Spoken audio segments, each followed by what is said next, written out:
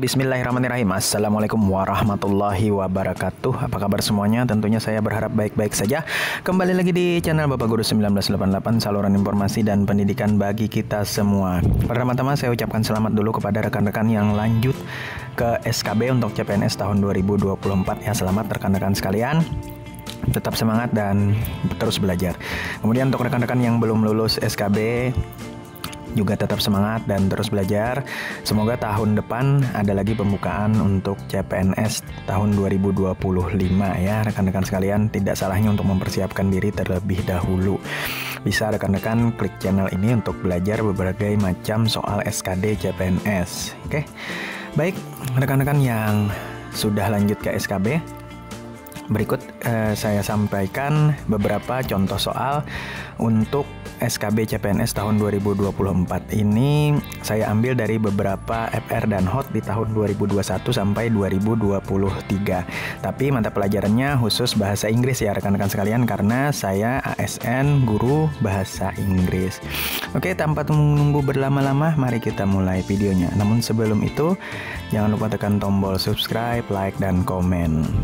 Oke, di slide pertama ini saya akan menjelaskan tentang SKB ya untuk kementerian kami, Kementerian Agama, yakni pelamar yang menggunakan nilai SKD tahun 2023 dan pelamar yang mengikuti SKD tahun 2024 berhak mengikuti SKB jika dinyatakan lulus SKD dan termasuk dalam 3 kali jumlah kebutuhan jabatan setelah memenuhi nilai ambang batas pada jenis penetapan kebutuhan yang dilamar dan berperingkat terbaik. SKB CPNS Kementerian Agama ini untuk tahun 2024 ada beberapa ya. Yang pertama, tes menggunakan chat BKN dengan bobotnya 50%. Dan ada tes tambahan berupa praktek dan sikap kerja berperspektif moderasi beragama dengan bobot 40%, serta wawancara wawasan moderasi beragama dengan bobot 10%. Untuk moderasi beragama juga sudah saya buatkan tip dan trik cara menjawabnya. Silahkan tekan link yang muncul di atas rekan-rekan sekalian. Baik, langsung saja untuk soalnya. Kita mulai ya. Soal pertama. Nah, SMA Bina Jaya gives a scholarship for 100 students of junior high school. The following requirement should be noticed: high interest in English and Math, certified for IT course including Office, Photoshop, CorelDRAW, and AutoCAD. It is also allowed for headmaster of the school to give recommendation letter to make the grantee accepted. For future detail visit our blog site at binjaya.com. Nah, pertanyaannya, the purpose of the text is, ada tipsnya rekan-rekan untuk soal yang panjang seperti ini. Sepengalaman saya, biasanya saya membaca terlebih dahulu pilihannya rekan-rekan sekalian. Jadi saya tahu tujuan atau arah dari soal tersebut. Jadi saya lihat jawaban dulu. Lihat jawaban ya. Lihat jawaban. Lihat ke sini dulu.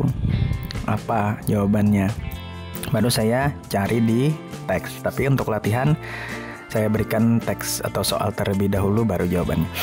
Oke, the purpose of the text is, jadi dia cari purpose-nya nih. A. To inform about English and Math scholarship. B. To announce about a scholarship. C. To persuade the readers to join the scholarship.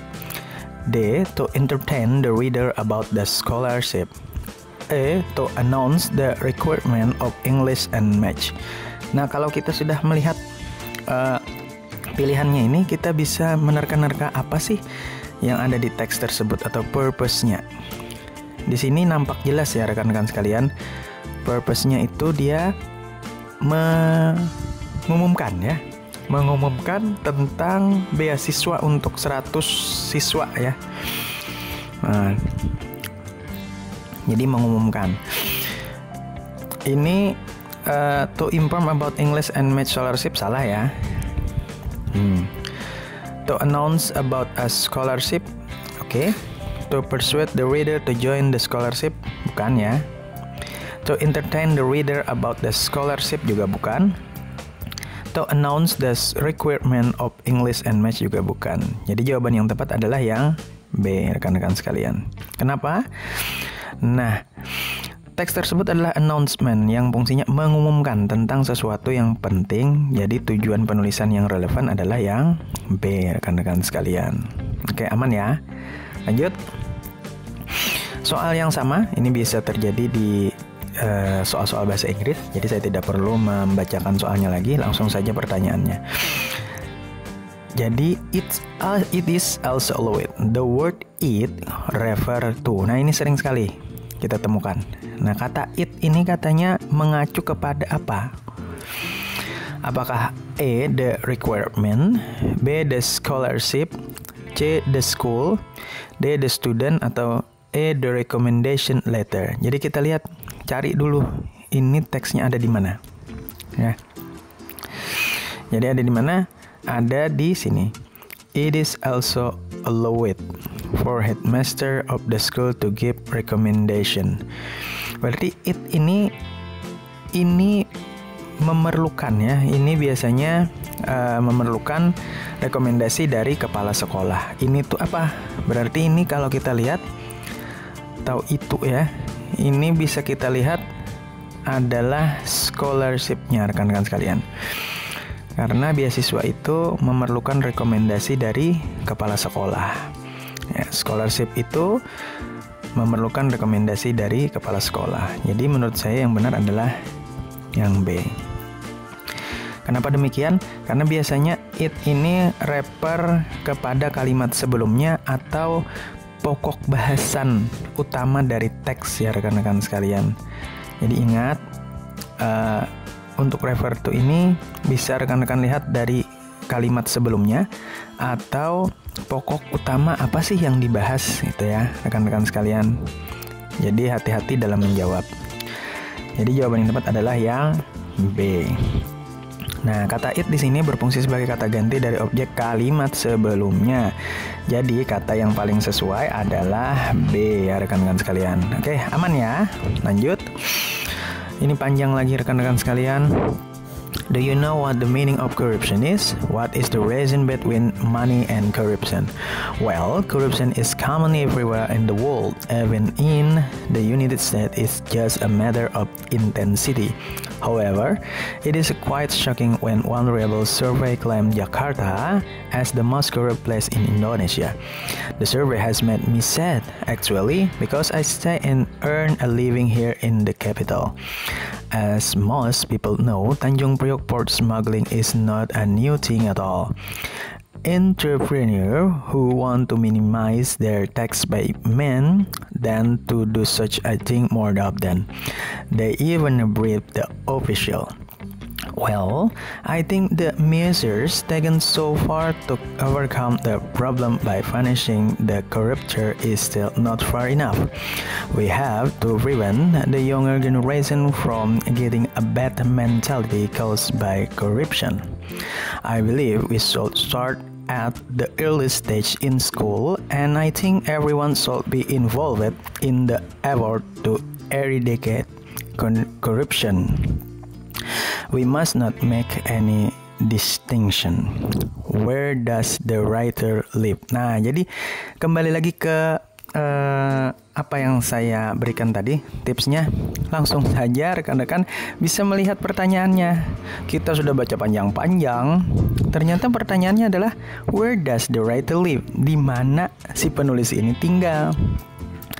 A.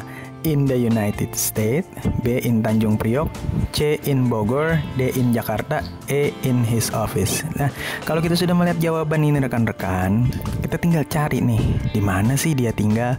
Sini kita bisa melihat, I stay and earn a living here in the capital. Di mana? Ya di Jakarta ya rekan-rekan sekalian. Jadi dia tinggal di Jakarta. Jadi jawaban yang tepat adalah yang D rekan-rekan sekalian. Nih, nah kata kuncinya. Oke.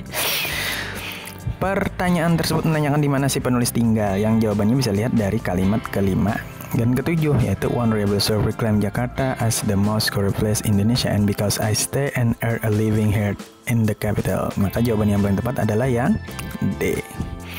Lanjut. Dengan teks yang sama, langsung saja kita baca. The writer is shocked because a corruption happen in everywhere. B. Tanjung Priok is one of corrupt place. C. Corruption happen in Indonesia. D. His city is the most corrupt place. Atau A. Entrepreneur want to minimize the tax payment. Jadi yang mana rekan-rekan sekalian? Jawaban yang benar yang D ya. Nah, langsung saja kita lihat.